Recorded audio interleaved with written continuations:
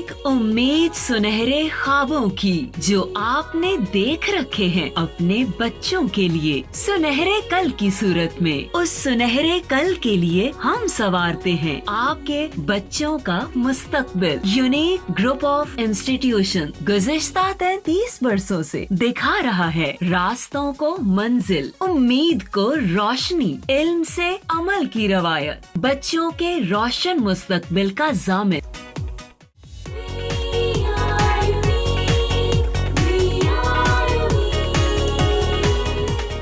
अस्सलामुअलैकुम बेटा, आज हम लेक्चर नंबर 43 में हम चैप्टर नंबर 12 कर रहे हैं।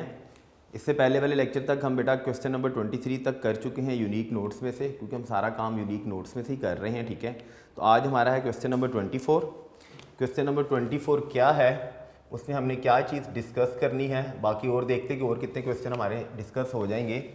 तो बेटा question number 24 in accordance with unique notes, देखते हैं कि नोट्स में वो क्या लिखा हुआ है।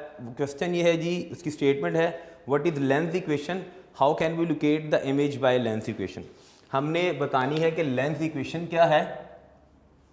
जैसे हमने प्रीवियसली डिस्कस की थी एक इक्वेशन मिरर से रिलेटेड, जब हमने स्फेरिकल मिरर्स का टॉपिक पढ़ा था। लेंस इक्वेशन क्या है, उस लेंस इक्वेशन को यूज़ करके हमने इमेज कैसे लोकेट करते हैं, यानी इमेज लोकेशन बतानी है आपने, इमेज कैसे लोकेट होगा by using a lens equation. अब सबसे पहली बात कि लेंस इक्वेशन है क्या चीज़, बड़ी सिंपल सी बात। उससे पहले मैं एक और बात कर दूं, हमने जब स्फेरिकल मिरर पढ़ा था तो बेटा हमने स्फेरिकल मिरर्स में, जब स्फेरिकल मिरर्स पढ़े थे तो हमने मिरर का एक फार्मूला किया था, अगर आपको याद हो। वो फार्मूला था 1/f equal to 1/p plus 1/q। ये दोनों मिरर्स के लिए ही फार्मूला था, चाहे वो मिरर कॉन्वेक्स था चाहे वो मिरर कॉनकेव था। सिर्फ डिफरेंस किस चीज़ का आया था, साइन कन्वेंशंस का। वही चीज़ हम इधर भी देख लेंगे कि साइन कन्वेंशंस का डिफरेंस कैसे आना है। सबसे तो पहली बात है कि लेंस इक्वेशन है क्या। जैसे मिरर की आपने इक्वेशन की थी ना, ऐसे ही लेंस की इक्वेशन है और इसकी छोटी सी डेरिवेशन भी है, वो डेरिवेशन भी आज हम सीखेंगे।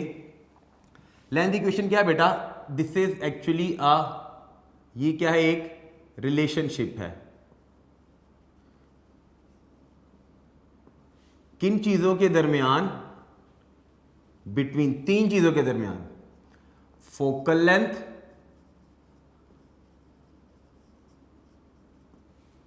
दूसरी चीज क्या है, डिस्टेंस ऑफ ऑब्जेक्ट। अभी हम डायग्राम बना के देखते हैं कि focal length, distance of object कैसे है। और थर्ड चीज है डिस्टेंस ऑफ इमेज। भाई इन तीन चीजों के दरमियान रिलेशनशिप है। फोकल लेंथ को हम रिप्रेजेंट करते हैं किसके साथ, स्मॉल f के साथ। ऑब्जेक्ट के डिस्टेंस को हम स्मॉल p के साथ करते हैं, और डिस्टेंस ऑफ इमेज जो होता है उसको हम स्मॉल q के साथ रिप्रेजेंट करते हैं। अब आपने याद रखने हैं कि सारे के सारे डिस्टेंस, ये जो मैंने जितने भी डिस्टेंस लिए हैं, ये डिस्टेंस कहाँ से हैं, ये डिस्टेंस लेंस है। तो लेंस के केस के अंदर कहाँ से हमने इन डिस्टेंस को मेजर करना है, फ्रॉम लेंस का सेंटर जो होता है that is called as optical centre. भाई ऑप्टिकल सेंटर से ये सारे, जिसको हम किसके साथ रिप्रेजेंट करते हैं, सी के साथ, यहाँ से हमने ये सारे डिस्टेंस मेजर करने हैं।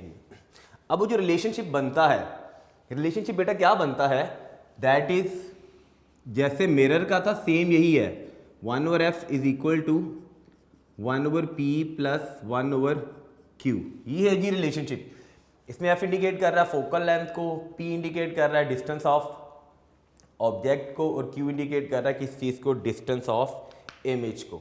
इसी के साथ ना हम इसकी साइन कन्वेंशंस देख लेते हैं कि जो लेंस में हमने साइन कन्वेंशंस यूज़ करनी है, साइन कन्वेंशंस फॉर लेंस। ले जी साइन कन्वेंशंस क्या हैं कि हमने ये बताना है कि फोकल लेंथ पॉजिटिव नेगेटिव कब होगी, p पॉजिटिव नेगेटिव कब होगा, q की वैल्यू नेगेटिव और पॉजिटिव कब होगी। उसके लिए एक छोटी सी डायग्राम बना रहा हूँ, समझनी है आपने। पहले भी मैं ये चीज़ बता चुका हूँ, फिर बता रहा हूँ। ये मैंने एक प्रिंसिपल एक्सिस बनाया, इस पर बेटा मैंने ये एक लेंस बनाया, दिस इज चाहे वो लेंस कॉनकेव हो चाहे वो कन्वेक्स लेंस हो जी, ये मैंने लेंस बनाया है, ठीक है जी। यानी आपने सपोज कर लेना सेंटर में लेंस था, ठीक है जी। लेंस की ये साइड है, दिस इज राइट साइड, ये वाली लेंस की साइड कहलाती है, that is called as left side. अगर हम ऑब्जेक्ट से रिलेटेड बात करें, ऑब्जेक्ट से पहले हम ज़रा ये चीज़ देख लें। यहाँ पे हमारे पता है C था ऑप्टिकल सेंटर, यहाँ पे एक पॉइंट था 2F जिससे ये सरफेस जनरेट हुई थी। सिमिलरली यहाँ पे भी पॉइंट था 2F का, दरमियान में पॉइंट आता है F जहाँ पर ये रेस को कन्वर्ज करता है। F को क्या नाम देते हैं? प्रिंसिपल फोकस का, या दूसरा नाम इसका क्या है? फोकल पॉइंट का। लें जी, यहाँ से लेकर यहाँ तक का डिस्टेंस क्या कहलाता है? Focal length. ठीक होगी बात। अब दो तरह के लेंस हमने पढ़े हैं, कॉनकेव लेंस और कन्वेक्स लेंस। साइन कन्वेंशन ज़रा देख लें। F की वैल्यू पॉजिटिव होगी फॉर किस लेंस के लिए? कन्वेक्स लेंस के लिए। ऐसे ही F की वैल्यू नेगेटिव हम यूज़ करेंगे किस लेंस के लिए? फॉर कॉनकेव लेंस के लिए। भाई अगर लेंस कॉनकेव है तो वैल्यू नेगेटिव, अगर लेंस कन्वेक्स है तो F की वैल्यू पॉजिटिव। कन्वेक्स लेंस को हम कन्वर्जिंग लेंस कहते हैं, कॉनकेव लेंस को हम डाइवर्जिंग लेंस कहते हैं। ये थी जी F की सिंपल सी बात। कन्वेक्स लेंस मैंने बनाया, F की वैल्यू पॉजिटिव, अगर कॉनकेव लेंस होगा तो F की वैल्यू नेगेटिव। फोकल लेंथ के लिए आगे बात। दूसरी बात किस चीज़ के लिए? ऑब्जेक्ट के लिए। अगर ऑब्जेक्ट है on left side of lens, एक बात। दूसरी बात क्या होगी? अगर ऑब्जेक्ट होगा कहाँ पर? Object on right side of lens. अगर लेफ्ट साइड पर है, ये है जी लेंस की लेफ्ट साइड। अगर मैं इससे सामने है तो this is left and this one is right. ठीक है जी। अगर ऑब्जेक्ट लेफ्ट साइड पर है तो ऑब्जेक्ट का डिस्टेंस P होता है, वो क्या कंसीडर किया जाएगा? पॉजिटिव। अगर ऑब्जेक्ट राइट साइड पर है तो डिस्टेंस तो P था, अब वो क्या कंसीडर किया जाएगा? नेगेटिव डिस्टेंस कंसीडर किया। अब आपने चीज़ याद रखनी कि जितने भी नेगेटिव डिस्टेंस है ऑब्जेक्ट के लिए, ठीक है, वो ऑब्जेक्ट वर्चुअल ऑब्जेक्ट होगा। अगर P पॉजिटिव है तो दैट इज, ये कौन सा वाला ऑब्जेक्ट होएगा? रियल ऑब्जेक्ट जो नज़र आ रहा है। और ये वाला कौन सा ऑब्जेक्ट होएगा? दैट इज वर्चुअल ऑब्जेक्ट जो नज़र नहीं आ रहा, यानी जो बहुत दूर होता है, जैसे स्टार्स हैं, ठीक है, डिस्टेंस बहुत दूर है तो हम उनके उसको हम वर्चुअल ऑब्जेक्ट कंसीडर करते हैं। ये तो हो गया जी ऑब्जेक्ट से रेलेवेंट बात। फिर इमेज से रेलेवेंट भी तो हमने लेने हैं ना। अब देखिएगा, ये थी लेंस की लेफ्ट साइड, ये थी लेंस की राइट साइड। अब मैं इमेज के लिए बता रहा हूं बात कि अगर इमेज इधर है, यहाँ इमेज इधर बनेगा, ऐसी बात है ना। दो ही केसेस होंगे, या राइट पर बन रहा होगा या लेफ्ट पर बन रहा होगा। ठीक है जी। तो लेफ्ट साइड होती है लेंस की इमेज के लिए, ठीक है, वो क्या होती है? दैट इज, वो रियल साइड होती है। और जो राइट साइड होती है दैट इज, सॉरी उलट हो गया जी, जो लेफ्ट साइड होती है बेटा दैट इज, लेफ्ट साइड पे अगर इमेज बनेगा तो वो क्या होती है? वो वर्चुअल होती है। और अगर राइट साइड पे होएगी तो वो क्या होएगी मेरा बेटा? That is real. अगर इमेज राइट साइड पे बनेगा तो वो रियल इमेज बनेगा। अब इमेज के डिस्टेंस को देख लेते हैं। अगर इमेज फॉर्म्ड, जो इमेज बना है, इमेज फॉर्म्ड कहां पर है? ऑन किस तरफ? राइट साइड पर। लेंस के रेलेवेंट बात कर रहा हूं। दूसरी बात क्या होगी? जब इमेज बनेगा, इमेज फॉर्म्ड कहां बन रहा है? On left side of lens. भाई राइट साइड पर बनेगा तो क्या होगा? लेफ्ट साइड पर बनेगा तो क्या होगा?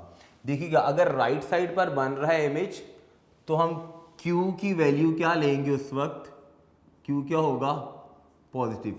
पॉजिटिव होगा तो कौन सा वाला इमेज होएगा, रियल इमेज, असल में जो बन रहा है। और अगर Q की वैल्यू नेगेटिव है तो नेगेटिव का मतलब क्या है कि इमेज कहाँ बन रहा है, on left side of lens. उस वक्त तो किस वाला, कौन सा वाला इमेज होगा, वर्चुअल इमेज होगा। इतनी सारी बात क्लियर हो गई जी। अब आपने एक चीज़ याद रखनी है, जितने भी रियल इमेजेस बनते हैं, इधर मैं बता रहा हूँ, क्योंकि हम लेंस से रेलेवेंट बातें पढ़ रहे हैं ना, लेंस है तो बेटा अब आपने याद रखना है, मैं इमेजेस की बात कर रहा हूँ, ये चीज़ें आपके काम आएंगी। इमेजेस में अगर रियल इमेज है, दो ही तरह के इमेज बनेंगे, या रियल इमेज होगा या वर्चुअल इमेज होगा। रियल इमेज है या वर्चुअल इमेज है। याद रखिए कि जितनी भी रियल इमेजेस होते हैं वो हमेशा कैसे बनेंगे, इन्वर्टेड। इन्वर्टेड का मतलब होता है उल्टे। जितने भी वर्चुअल इमेजेस हैं वो हमेशा क्या बनेंगे, इरेक्ट। इरेक्ट का मतलब होता है सीधा। अब इन्वर्टेड और इरेक्ट क्या है, जैसे ये पेन है, दिस इज इरेक्ट, सीधा। इसको मैं ऐसे उल्टा कर दूं तो दिस इज क्या हो गया, इन्वर्टेड हो गया। ये तो बेटा sign convention related to lens. इसी के साथ ना हमने कन्वेक्स लेंस फार्मूला की डेरिवेशन करनी है। कन्वेक्स लेंस फार्मूला डेरिवेशन आपने ध्यान से देखनी है। कन्वेक्स लेंस फार्मूला, भाई ये फार्मूला बना कैसे था, ठीक है, बड़ी सिंपल सी डेरिवेशन है, रटा नहीं लगाना, याद करने की कोशिश करनी है, चीज़ों को खुद ही डेरिवेशन हो जाएगी। नहीं जी, मैं अब कन्वेक्स लेंस फार्मूला में मैंने एक ये लेंस लिया, ये था जी बेटा लेंस। हम क्योंकि कन्वेक्स लेंस कर रहे हैं तो हम कन्वेक्स लेंस ही बनाएंगे। Thinner from edges and thick from centre. ये था जी लेंस का मेरा बेटा, this is called as aperture of lens. Lens का क्या है, this is called as aperture. Centre में से एक लाइन पास करती है जिसे हम किस चीज़ का नाम देते हैं, that is called as optical centre. ठीक होगी बात जी। ऑप्टिकल सेंटर क्या है हमारा यहाँ पर, दिस इज, यानी ये जो पॉइंट मैंने डार्क किया, इस पॉइंट को क्या नाम देते हैं, दैट इज कॉल्ड एज सी। ठीक है जी। यहाँ पर एक पॉइंट है 2f, इधर पॉइंट है f, जितना इधर डिस्टेंस है उतना ही इधर डिस्टेंस है। सिमिलरली यहाँ पर भी डिस्टेंस है 2f, ये 2f है, ये हम सारी चीज़ें पढ़ चुके हैं। यहाँ पर f है, इधर f है, और इधर मैं 2f ऊपर लिख देता हूँ। चलिए इस तरफ, क्योंकि इस तरफ इमेज बनना है ना, तो फिर मिक्स हो जाएंगी चीज़ें। नहीं, जब हमने क्या एक्सपोज किया कि किस जगह पर, इस 2f पर, भाई यहाँ पर ये पड़ा हुआ है जी एक ऑब्जेक्ट। अब ये रे डायग्राम मैं डिस्कस कर चुका हूँ सारी की सारी, जब हमने image formation by convex lens की थी। ठीक है, उस वक्त ये रे डायग्राम हमने डिस्कस की थी, सेकंड वाली रे डायग्राम थी। ठीक है, मैं डायग्राम सिंपल बना रहा हूँ। ठीक है, लाइट की पैरेलल रे प्रिंसिपल एक्सिस के साथ, उसने कहाँ से, अगर ऑब्जेक्ट 2f पर प्लेस है तो उसका इमेज भी कहाँ बनेगा, 2f पर बनेगा। ये मैंने 2f पर इमेज बना दिया है। ठीक है जी, ताकि हम, ये रिफ्रैक्ट हुई,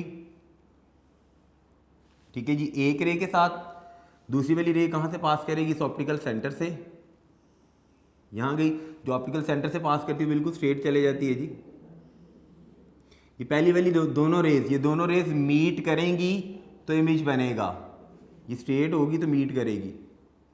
देखिए यहाँ से ये रे गई ऐसे, दूसरी वाली रे थी ऐसे, यहाँ पर ये इन्वर्टेड इमेज बन रहा है, उल्टा इमेज बन रहा है जी। जब आप स्केल के साथ बनाएंगे तो बिल्कुल सही बनेगा जी। ठीक, अब देखिएगा, हमने ये पढ़ा था ऑब्जेक्ट को उसने आपकी नोट्स के अंदर किसके साथ रिप्रेजेंट किया हुआ है, दैट इज ओ। ये डिस्टेंस है जी बेटा ओ का, ये जो पॉइंट है ओ पी, उसका इमेज क्या बन रहा है, इमेज बन रहा है जी ये पॉइंट है, यहां से लेकर ये point O dash P dash. This one is object, ये क्या बन रहा है जिसका, दिस इज इमेज। क्लियर हो गया जी यहां तक। हमने ये पढ़ा था कि यहां से लेकर, अब मैं डिस्टेंस मार्क कर रहा हूं कुछ, और ये था जी this is optical centre of lens, ठीक है जी। ये डिस्टेंस बेटा क्या होता है, दैट इज फोकल लेंथ, ऐसे ही है, यानी यहाँ से लेकर यहाँ तक का distance that is small F, focal length. Object का ऑप्टिकल सेंटर से डिस्टेंस, ऑब्जेक्ट ये प्लेस था जी, यहाँ से मेरा बेटा ऑप्टिकल सेंटर तक का डिस्टेंस वो क्या कंसीडर किया जाता है, उसको हम रिप्रेजेंट करते हैं किस चीज़ के साथ, स्मॉल p के साथ। डिस्टेंस ऑफ ऑब्जेक्ट यहाँ तक दैट इज स्मॉल p के साथ। ये बन रहा है जी इमेज, इमेज का कहाँ तक का डिस्टेंस, ऑप्टिकल सेंटर ये है, तो ये जो डिस्टेंस है दैट डिस्टेंस इज, इसको हम किसके साथ रिप्रेजेंट करते हैं, स्मॉल q के साथ। क्लियर होगी बात जी। अब देखिएगा अगर यहाँ पर मेरा बेटा इतना डिस्टेंस f था तो इतना डिस्टेंस भी तो f होगा, ये सारा ये पॉइंट था ना, यहाँ से लेकर ये सारा डिस्टेंस भी क्या है, दिस इज आल्सो f। भाई ये यहाँ तक का डिस्टेंस भी f है। अब आपने ध्यान से एक चीज़ देखनी है, डिस्क्रिप्शन लिखी हुई है छोटी सी, जहाँ पर जिस जगह से वो रिफ्रैक्ट हो रही है उस पॉइंट को उसने किस चीज़ का नाम दिया हुआ है, r के साथ। ले जी ध्यान से देखना है, ये सारा डिस्टेंस है q, इतना डिस्टेंस है f, इतना डिस्टेंस कितना रह गया, ये जो रिमेनिंग डिस्टेंस रह गया, टोटल डिस्टेंस था q, इतना डिस्टेंस कितना रह गया, this is q minus f, ऐसे ही है। टोटल डिस्टेंस बेटा q था, ये सारा q था, इतना f था, तो इतना जो बच गया सारे में से इतना मैं माइनस कर दूंगा तो मेरे पास कितना आ गया, this is q minus f। अब हमने ये फार्मूला डिराइव करके देना है उसको। दो ट्राइंगल्स ले रहा हूं मैं ट्राइंगल्स यहां बना रहा हूं ताकि ना आपके लिए ना आसानी हो जाएगी। मैंने ये ट्राइंगल बनाई, ये आपकी आसानी के लिए बना रहा हूं।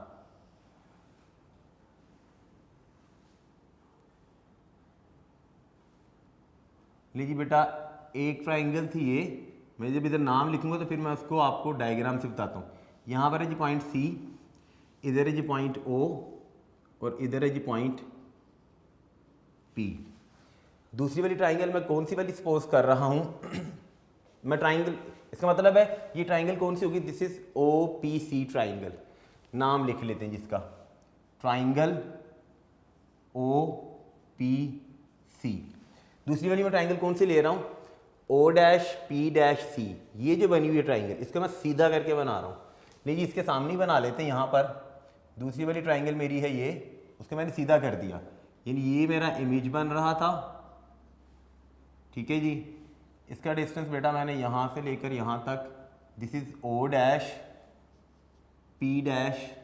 और ये क्या है, यहाँ पर पॉइंट दोनों में क्या था, C था जी। क्लियर होगी बात, देखिएगा दोनों में एंगल 90 डिग्री का बन रहा है, ये भी 90 डिग्री का एंगल है, ये भी 90 डिग्री का एंगल है।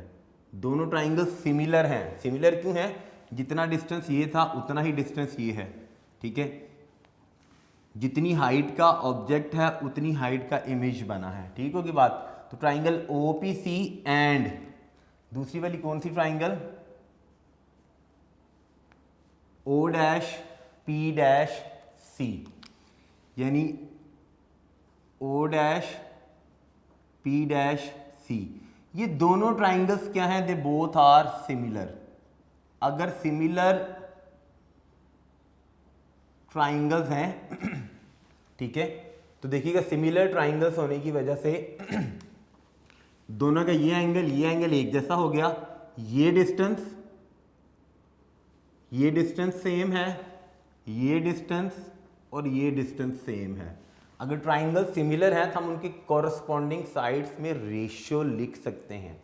अब कॉरस्पॉन्डिंग OP के कॉरस्पॉन्डिंग कौन सी है, O'P'। इसका मतलब है OP की रेशियो किसके साथ, O'P' के साथ इक्वल होगी। किसकी रेशियो, OC की रेशियो O'C के साथ। OC की रेशियो किसके साथ, O'C के साथ। ये रेशियो दोनों सिमिलर है, इसको नाम दे दीजिए किस चीज़ का, इक्वेशन नंबर 1 का। उसके बाद बेटा दो और ट्राइंगल्स हम लेने लगे हैं। अब वो दो ट्राइंगल्स और कौन सी, अगेन दोबारा से अगेन कौन सी दो ट्राइंगल्स ले रहा हूँ मैं, उन ट्राइंगल्स को भी बना रहा हूँ। RCF ये आपके आसानी के लिए बना रहा हूँ ताकि आपको समझ आ जाए कि हम किन ट्राइंगल्स का कंपैरिजन कर रहे हैं। ये दोनों ट्राइंगल्स भी एक जैसी हैं। एक ट्राइंगल ये है बेटा, यहाँ पर है पॉइंट C, यहाँ पर है पॉइंट R और यहाँ पर है पॉइंट F। ये ट्राइंगल ली मैंने। अगर आप ध्यान से देखिए इसको मैं डॉटेड ज़रा कर दूँ ताकि नज़र आ जाए, पता चले कौन सी वाली ट्राइंगल ली जी, जिसमें मैंने ये डॉट्स लगाए हैं, ये ट्राइंगल मैंने ली है जी। दूसरी वाली ट्राइंगल कौन सी ले रहा हूँ जिसमें ये रेड कलर के डॉट्स लगा रहा हूँ जी, ये वाली ट्राइंगल मैंने ली। ठीक होगी बात जी। उस ट्राइंगल को भी हम ड्रॉ कर लेते हैं जी। वो ट्राइंगल है जी हमारे पास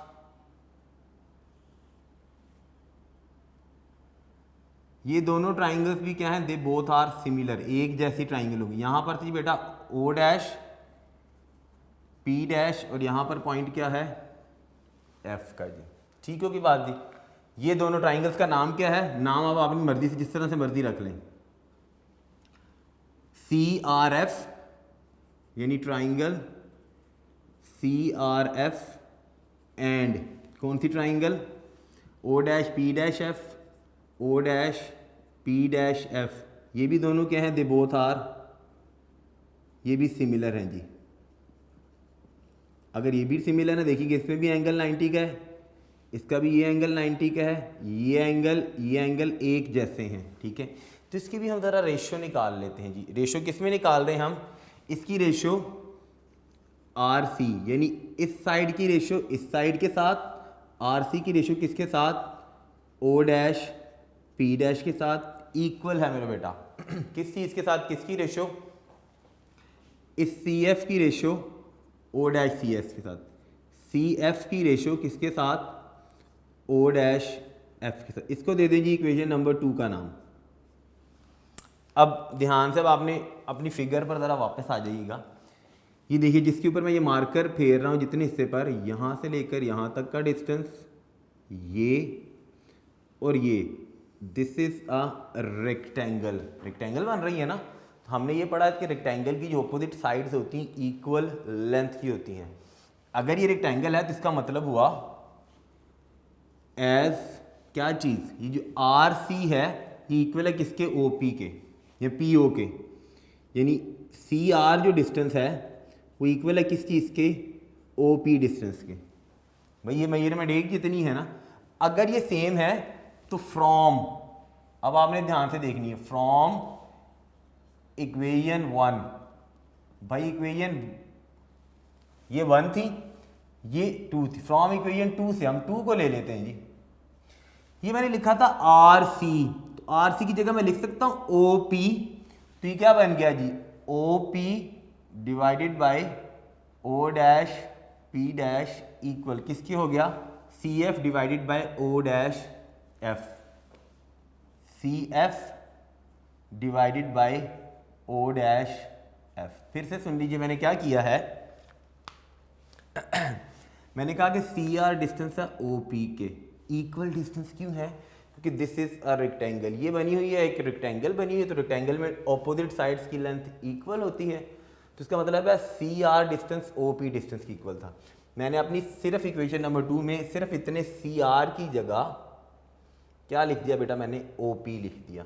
इसको दे दिया मैंने बेटा क्या नाम, दिस इज इक्वेशन नंबर 3। अब अगर ध्यान से आप देखो तो जो आपकी इक्वेशन नंबर 1 है इसकी लेफ्ट हैंड साइड और ये इक्वेशन नंबर 3 है इसकी left hand side, they both are equal. ऐसे ही है जी, ये दोनों इक्वल हैं। अगर लेफ्ट हैंड साइड इक्वल है तो राइट हैंड साइड ऑटोमेटिकली क्या हो जाएंगी, हम राइट हैंड साइड से क्या कर देंगे, इक्वल कर देंगे जी। जब इक्वल करेंगे तो फिर यहाँ पे हमें छोटी सी एक बात लिखनी है, bye comparison of equation 1 and equation 2, दोनों का कंपैरिजन किया। फिर से बता रहा हूँ, लेफ्ट हैंड साइड इक्वल तो राइट हैंड साइड, ये है राइट हैंड साइड इसकी और ये है राइट हैंड साइड इसकी, इन दोनों का हमने क्या कर दिया, इक्वल कर दिया। इक्वल कर दिया तो क्या बन गया मेरे पास, O C divided by O dash C equal हो गया किसके, C F divided by O dash F, O dash F. Clear होगी जी बात। अब ज़रा देखिएगा, अब हम इन सब की ज़रा मैं वैल्यूज़ लिखूँ, वेयर, मैं इन सब की वैल्यूज़ लिखने लगा हूँ जी, वेयर ओ सी, जितनी चीज़ें हैं उनकी value, O dash C, C F, O dash F equal to इधर भी इक्वल आया, इधर भी इक्वल आया। देखिएगा ओ सी डायग्राम में अगर हम देखें ध्यान से, ओ से लेकर सी तक का डिस्टेंस कितना है, पी, उसकी जगह क्या आ गया, पी डिस्टेंस आ गया। ओ डैश सी, ये था जी ओ डैश और ये था सी, वो टोटल डिस्टेंस कितना था, क्यू, उसकी जगह क्या आ गया, क्यू आ गया। सी एफ, सी से लेकर एफ तक का डिस्टेंस, या सी से लेकर एफ तक का जिधर मर्जी देख लें, वो डिस्टेंस कितना है, फोकल लेंथ एफ, ठीक है जी। O dash F, O dash F, वो डिस्टेंस कितना था, क्यू माइनस एफ, इसी जगह क्या आ गया, this is Q minus F. तो ये चारों वैल्यूज लिख ली बेटा। अब हमने क्या करना है, इन चारों वैल्यूज को इसमें सब्स्टिट्यूट कर देना जी। ओ सी की जगह क्या आ जाएगा, पी, ओ डैश सी की जगह क्या आ जाएगा, Q equal to, C F की जगह क्या आ जाएगा, C F F divided by O dash F की जगह क्या आ जाएगा, this is Q minus F. ऐसी है जी, क्रॉस मल्टीप्लाई कर दे, क्रॉस मल्टीप्लिकेशन आती है ना, इसको इसके साथ मल्टीप्लाई कर दिया, इसको इसके साथ मल्टीप्लाई किया तो अब लिख लेते हैं जी एक दफ़ा, P इंटू हमने किसको मल्टीप्लाई करना है, Q minus F equal to, इधर हमने किसको मल्टीप्लाई करना है, F को मल्टीप्लाई करना है Q से, तो क्या बन गया, दिस बिकम्स एफ क्यू बन गया। ले जी, अब हम मल्टीप्लाई करते हैं, हम P को Q से मल्टीप्लाई किया, this becomes P Q minus P F equals to क्या आ गया, एफ क्यू। अब ज़रा ध्यान से चीज़ देखनी है आपने, बाकी इसके जो रिमेनिंग रहेगी ना डेरिवेशन में इधर करने लगा इस वाले हिस्से में। देखिएगा, आप ध्यान से देखिएगा, टोटल कितने फैक्टर्स यूज़ हो रहे हैं, पी क्यू और एफ। आपने सारी इक्वेशन को पी क्यू एफ से डिवाइड कर देना है जी, डिवाइडिंग बाय किससे के साथ, पी क्यू एफ जी। पूरी इक्वेशन को मैं पी क्यू एफ से जब डिवाइड करूंगा बेटा, लेफ्ट हैंड साइड पे मेरे पास लिखा हुआ था P Q minus P F equals to F Q, यही था जी। मैंने इधर भी डिवाइड किया किसके साथ, पी क्यू एफ के साथ, इधर भी डिवाइड किया मैंने पी क्यू एफ के साथ, इधर भी डिवाइड किया मैंने किसके साथ, पी क्यू एफ के साथ जी। तीनों तरफ डिवाइड किया मैंने बेटा। तो अब ज़रा ध्यान से देखिएगा, कट गया फैक्टर, पी क्यू कैंसिल हो गया, पी एफ और पी एफ कैंसिल हो गया, एफ क्यू और एफ क्यू फैक्टर कैंसिल, यहाँ से खाली क्या रह गया, 1 over F minus 1 over Q equals to क्या रह गया, 1 ओवर पी। इस माइनस क्यू को जब मैं राइट हैंड साइड पे शिफ्ट करूँगा तो this becomes 1 over F equals to 1 over P plus 1 over Q. ये होगी जी बेटा डेरिवेशन किस चीज़ की, कन्वेक्स लेंस फार्मूला की जी। क्लियर हो गई बेटा डेरिवेशन। डेरिवेशन के साथ हमारे बुक का ये इमेज लोकेशन बाय लेंस हमने डिस्कस किया है, जो बुक पर पेज नंबर 51 पर टॉपिक था। कुछ बच्चे कहते हैं सर आप पेज नंबर भी लिख दें, तो मैं यहाँ पे बुक का पेज नंबर भी लिख देता हूँ बेटा। ये बुक का पेज नंबर कितना है, 51 और 52 पे ये टॉपिक था जिसको हमने डिस्कस किया है, ठीक है। क्योंकि हमने लेंस फार्मूला कर लिया है तो हम इसी के साथ ही ना कुछ 2 अदद न्यूमेरिकल एग्जाम्पल्स हैं। हम इससे पहले बेटा 12.4 तक न्यूमेरिकल एग्जाम्पल्स अपने लेक्चर्स में कर चुके हैं। अब हम ज़रा न्यूमेरिकल एग्जाम्पल नंबर 12.5 देखते हैं कि जी 12.5 न्यूमेरिकल एग्जाम्पल में वो कहता क्या है, और उसको हमने यही लेंस फार्मूला यूज़ करके यूज़ कैसे करना है। ये मैं साइन कन्वेंशन इधर ही लिखे रहने दूंगा ताकि हम जब न्यूमेरिकल प्रॉब्लम्स को सॉल्व करेंगे तो हमारे लिए ज़रा आसानी हो जाए। तो देखते हैं जी बेटा न्यूमेरिकल एग्जाम्पल नंबर 12.5 क्या कहती है। Numerical example number 12.5 which is on page number 52, उसकी ज़रा स्टेटमेंट देख लेते हैं। ये मैं एग्जाम्पल इसलिए करवा रहा हूँ कि हमने ये लेंथ फार्मूला किया तो ज़रा ये सारी चीज़ें हमारे माइंड में फ्रेश हैं, साथ ही क्योंकि फ़ौरन ही न्यूमेरिकल एग्जाम्पल आ जाती है, उसके बाद तो हम इसको सॉल्व कर लेते हैं। उसमें क्या है, अ पर्सन 1.7 मीटर टॉल, कि एक बंदा 1.7 मीटर टॉल है, हाइट उसकी, is standing 2.5 metre in front of a camera, एक कैमरा से कितनी दूर खड़ा है, 2.5 मीटर। अब कहता है द कैमरा यूजेज अ, अहम सारी बात कि कैमरा लेंस कौन सा यूज कर रहा है जी, कन्वेक्स लेंस, जिसकी फोकल लेंथ कितनी है, ये डेटा बन रहा है जी हमारा, फोकल लेंथ है इतनी। Find the image distance and determine the image is real और वर्चुअल। अब हमें ये भी बताना है कि इमेज रियल है या वर्चुअल है। कितनी दूर कर रहा है उससे, 2.5 मीटर। इसका मतलब है जो ऑब्जेक्ट है उसका लेंस से डिस्टेंस, कैमरा के सामने लेंस लगा होता है ना, तो लेंस कौन सा लगा हुआ है, कन्वेक्स लेंस। कहता है उससे डिस्टेंस उसका कितना है, वो डिस्टेंस। लो जी पहली चीज आ गई बेटा हमारे पास, क्या चीज, डेटा। डेटा में हमारे पास क्या आ गया, डिस्टेंस ऑफ पर्सन है ना, पर्सन इज एन ऑब्जेक्ट, यानी ऑब्जेक्ट का डिस्टेंस कितनी दूर है। पहली चीज आ गई जी डेटा के अंदर हमारे पास बेटा, डिस्टेंस ऑफ ऑब्जेक्ट कितना है, उसको हम p के साथ रिप्रेजेंट करते हैं। नहीं वो कितना है, दैट इज 2.5 मीटर। नहीं जी वैल्यू आ गई 2.5 मीटर की। ठीक होगी बात जी। मैं यूनिट्स नहीं चेंज कर रहा, इसलिए नहीं चेंज कर रहा कि देखिए ये भी यूनिट मीटर के अंदर है, ये भी मीटर के अंदर है, फोकल लेंथ भी मीटर में है, तो सारे यूनिट सेम है, तो हमें इसको सेंटीमीटर में करने की जरूरत नहीं है। ज़्यादातर न्यूमेरिकल्स के अंदर वो आपको सेंटीमीटर में यूनिट देगा, तो आपने सेंटीमीटर में ही रखना है। तो ये डिस्टेंस ऑफ ऑब्जेक्ट आ गया। अब आगे देखिएगा, फोकल लेंथ है, फोकल लेंथ कितनी है, 0.05 मीटर। लो जी दूसरी चीज बेटा डेटा के अंदर क्या आ गई, फोकल लेंथ, और फोकल लेंथ स्मॉल f के साथ कितनी है, 0.05 and the unit is metre. हम जो न्यूमेरिकल सॉल्व कर रहे हैं उसमें लेंस हमारा कौन सा है, दैट इज कन्वेक्स। ये आपकी इंफॉर्मेशन के लिए लिख रहा हूं ताकि आपको पता चल जाए कि कन्वेक्स लेंस में हमने क्या चीज़ें कैसे यूज़ करनी है। देखिएगा बेटा, फोकल लेंथ कन्वेक्स लेंस की ये साइन कन्वेंशन इसलिए आपके लिए लिख के रखे हुए थे। f की वैल्यू क्या होती है, पॉजिटिव। अगर f की वैल्यू पॉजिटिव है तो हम पॉजिटिव ही लेंगे। अगर लेंस वो यहाँ पे कॉन्केव करता तो फिर हमने f की वैल्यू क्या कंसीडर करनी थी, नेगेटिव ले लेनी थी। उसके बाद जी फाइंड हमने क्या करना है, डेटा आ गया इतना सारा, फाइंड में आ जाए। ये बात बताई हुई ना, पर्सन 1.7 मीटर टॉल, इसका हमारे न्यूमेरिकल के साथ कोई कंसर्न नहीं। वो सिर्फ बता रहा है जैसे मैं अगर लेंस के सामने खड़ा हूँ तो मेरी हाइट 1.7 मीटर है, तो मैं कैमरा से कितनी दूर हूँ, 2.5 मीटर। वो जो कैमरा यूज हो रहा है उसकी फोकल लेंथ कितनी है, 0.05 मीटर। जी डेटा आ गया। डेटा के बाद हमने क्या चीज, टू फाइंड। टू फाइंड में बेटा हमने क्या बताना है, find the image distance, image कितनी दूर बना। इमेज कितनी दूर बना का मतलब क्या हुआ, हमने क्या चीज फाइंड आउट करके देनी है, डिस्टेंस ऑफ इमेज। भाई इमेज का डिस्टेंस क्या है, उसको हम q के साथ रिप्रेजेंट करते हैं। q है जी इमेज का डिस्टेंस, स्मॉल q, वो हमने फाइंड आउट करके बताना है जी।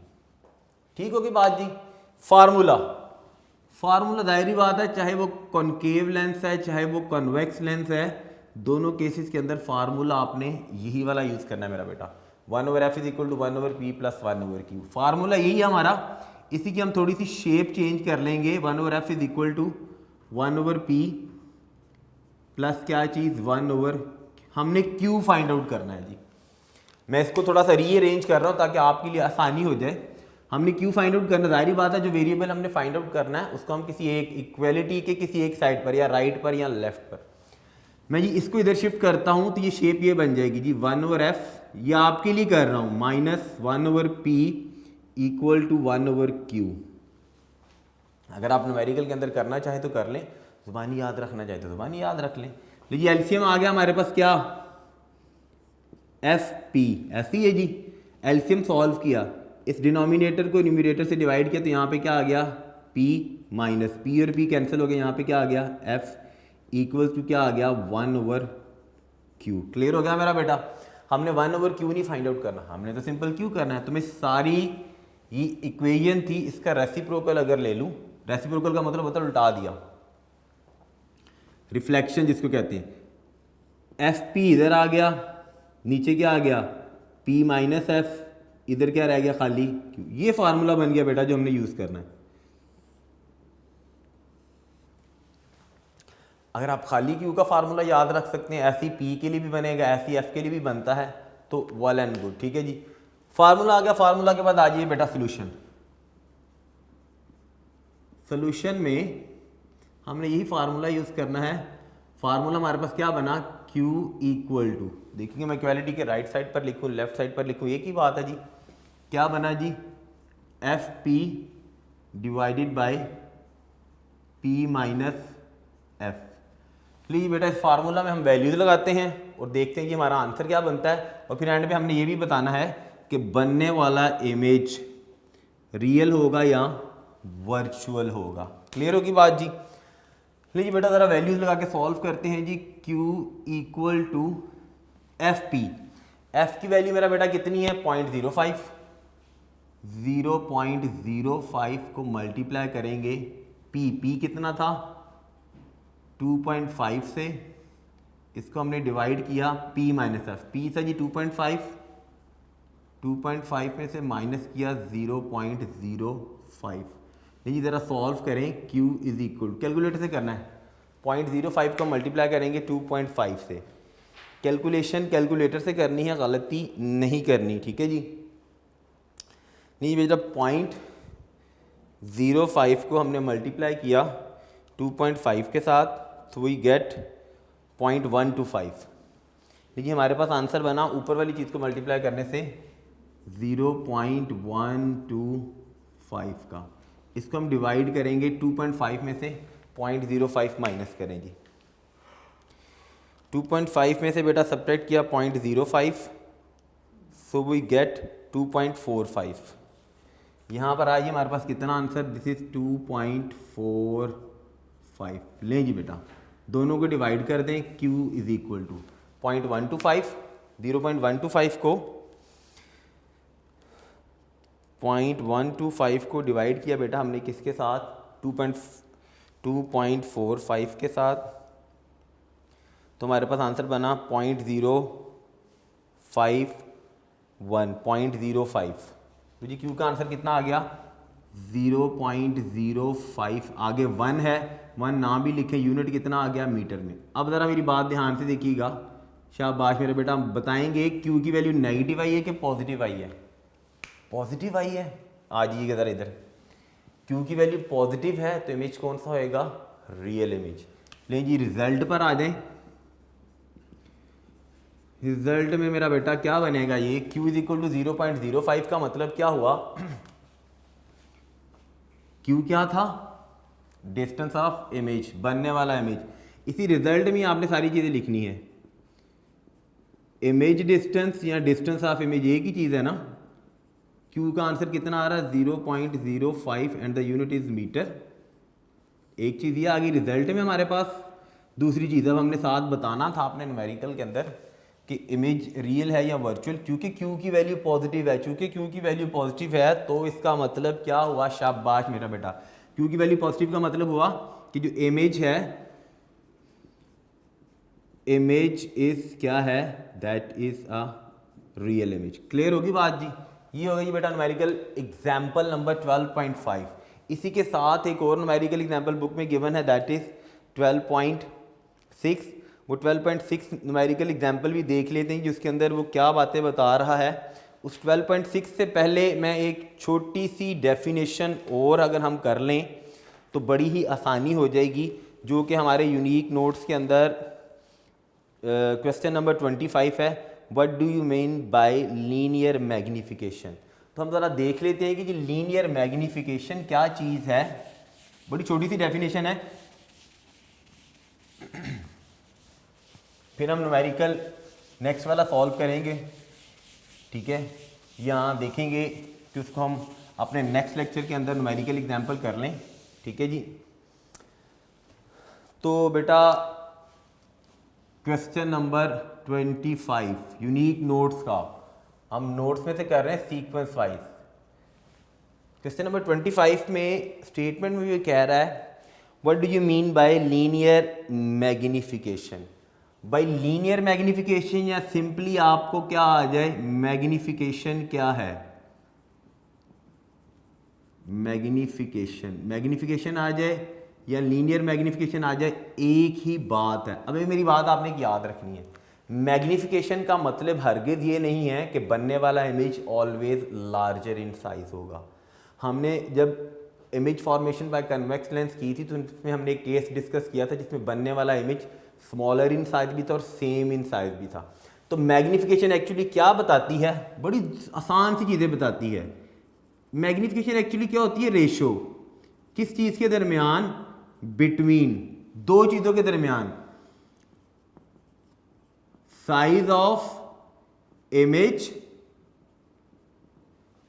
टू किसके साथ भाई, साइज ऑफ ऑब्जेक्ट के साथ, इन दोनों में रेशो। अब साइज ऑफ इमेज और साइज ऑफ ऑब्जेक्ट क्या है, फॉर एग्जांपल ये जी हमारे पास एक इमेज ऑब्जेक्ट ले लेते हैं जी, पहले ये ऑब्जेक्ट है जी, ठीक है, ये ऑब्जेक्ट कुछ भी ऑब्जेक्ट हो सकता है, लेकिन हम ऑब्जेक्ट ले लेते हैं ताकि आपको ना और क्लैरिटी हो जाए जी। ले ये ऑब्जेक्ट मैंने ली एक, दिस इज आ, कोशिश करेंगे बन जाए। ले जी बेटा ये मैंने एक कैंडल बनाई, ठीक है जी, कैंडल इज एन ऑब्जेक्ट, ऐसी है जी, ठीक है जी। इस कैंडल की हाइट ऑफ कैंडल अगर हम इस पूरे यहां तक कंसीडर करें, यहां से लेकर यहां तक, ये क्या है, दिस इज कॉल्ड एज, क्योंकि ऑब्जेक्ट था ना, यहां तक ये सारी बनती है, दैट इज कॉल्ड एज, इसे हम क्या नाम देते हैं, ये साइज ऑफ ऑब्जेक्ट भी होता है, या दूसरा नाम इसे मैं ये भी तो कह सकता हूं, it is height of object. भाई ऑब्जेक्ट की हाइट है, हम ऑब्जेक्ट है तो हाइट को एच के साथ रिप्रेजेंट करते हैं, ऑब्जेक्ट उसके साथ बेस में वो लगा देते हैं। सारी बात है, जब इसका इमेज बनेगा, ये मैंने इमेज बनाया, हम रियल इमेजेस की बात कर रहे हैं जी, उल्टा इमेज बना जहां पे भी पड़ा हुआ था, ठीक है जी। जब इसकी इमेज फॉर्मेशन होगी तो ये बना जी बेटा क्या चीज़, इमेज, जाहिर बात है उल्टा बनेगा, ठीक है। तो यहां से लेकर यहां तक ये सारा क्या है, दिस इज, क्योंकि ये था ऑब्जेक्ट तो वो क्या है, इमेज, तो ये क्या होएगा, that is size of image. Image का साइज क्या है, या इन अदर वर्ड्स हम क्या कहेंगे, हाइट ऑफ इमेज, एक ही बात है। अब इमेज है तो इमेज की हाइट को हम किसके साथ रिप्रेजेंट करते हैं, एच आई, एच स्मॉल है और बेस में आई है, जैसे आप लॉग के साथ लिखते हैं ना, बेस 10, जैसे हम लॉग में मैंने इसका ये लिखा बेस है, ऐसे मैंने लिखा एच, उसके साथ मैंने बेस में आई लिखा है, ठीक होगी बात जी। तो ratio between size of image या साइज ऑफ ऑब्जेक्ट, साइज के साथ मैं क्या कर सकता हूँ, साइज को मैं क्या कहता हूँ, साइज मैं क्या ले रहा हूँ जी, हाइट ले रहा हूँ, इधर भी साइज मैं क्या कंसीडर कर रहा हूँ, दैट इज हाइट। इन दोनों में रेशियो है, तो मैग्निफिकेशन का हम रिप्रेजेंट किसके साथ करते हैं, स्मॉल एम के साथ। फार्मूला ये बनेगा जी, लीनियर मैग्निफिकेशन इक्वल टू, अब मैं साइज लिखूं या हाइट लिखूं एक ही बात है, क्या चीज, हाइट ऑफ इमेज, रेशियो है तो डिवाइडेड बाय क्या चीज आएगी बेटा, that is height of object. Formula ये बना, मैग्निफिकेशन को हम रिप्रेजेंट करते हैं स्मॉल एम के साथ। फिर मैं बता रहा हूं कि मैग्निफिकेशन का मतलब हरगिज नहीं है कि इमेज का साइज हमेशा बड़ा होगा, इट इज एक्चुअली रेशियो। तो हाइट ऑफ इमेज क्या बनेगी, एच आई की रेशियो किसके साथ, एच ओ के साथ, या ये होती है, या हमने मिरर में लेंथ फार्मूला में, ये मैंने लेंथ फार्मूला लिखा हुआ है यहाँ, F C focal length, P था डिस्टेंस ऑफ ऑब्जेक्ट, क्यू था डिस्टेंस ऑफ इमेज। तो यहां ये दूसरी रेशियो क्या होती है, दैट इज, या इसकी डेफिनेशन ऐसे भी लिख सकते हैं हम, क्योंकि ये दोनों ही हमारे न्यूमेरिकल प्रॉब्लम्स के अंदर यूज होने हैं। ये एक डेफिनेशन मैंने ये लिखी, यहाँ पर एक और बात भी बताता जाऊँ भाई, दो सेम चीज़ों के दरमियान रेशियो है तो इसका मतलब है so it has no unit, इसका यूनिट कोई नहीं है। यहाँ पे तो कहानी कर। दूसरी डेफिनेशन क्या बनती है? दूसरी डेफिनेशन है जी, दिस इज, यही मैग्निफिकेशन की अगर हम बात करें, it is actually ratio of क्या चीज, डिस्टेंस ऑफ इमेज, इमेज का डिस्टेंस टू किसके साथ, डिस्टेंस ऑफ ऑब्जेक्ट। भाई इमेज का और ऑब्जेक्ट के डिस्टेंस के दरमियान, डिस्टेंस ऑफ इमेज को हम स्मॉल क्यू के साथ रिप्रेजेंट करते हैं, इसको हम स्मॉल पी के साथ करते हैं। तो इसका मतलब है अब फिर हमारा फार्मूला मैग्निफिकेशन के क्या बन जाएगा, m इज इक्वल टू, मैं डायरेक्ट फार्मूला लिख रहा हूं, दो चीजों के दरमियान रेशियो है डिस्टेंस ऑफ इमेज की रेशियो किसके साथ, डिस्टेंस ऑफ, उलट नहीं लिख देनी, डिस्टेंस ऑफ ऑब्जेक्ट के साथ। जी m इक्वल्स टू क्या बन गया, q ओवर p। दूसरा फार्मूला ये बनता है जी, एक ये है और एक फार्मूला हमने ये डिराइव किया जी, किस चीज का, मैग्निफिकेशन के लिए। क्लियर होगी बात जी बेटा? यहाँ पर बच्चों लेक्चर नंबर 43 हम ख़त्म करते हैं, ठीक है। लेक्चर नंबर 43 में हमने सिर्फ क्वेश्चन नंबर 24 और 25 और एक न्यूमेरिकल एग्जाम्पल नंबर, ये मैं लिख देता ताकि आपको याद रहे कि हमने किया क्या है। एक हमने एग्जाम्पल की है 12.5 न्यूमेरिकल एग्जाम्पल, जो कि page number I think so 52 पर थी। जाते हुए एक छोटी सी बात, ठीक है, आपको याद रहे, जहन नशीन रहे, ठीक है।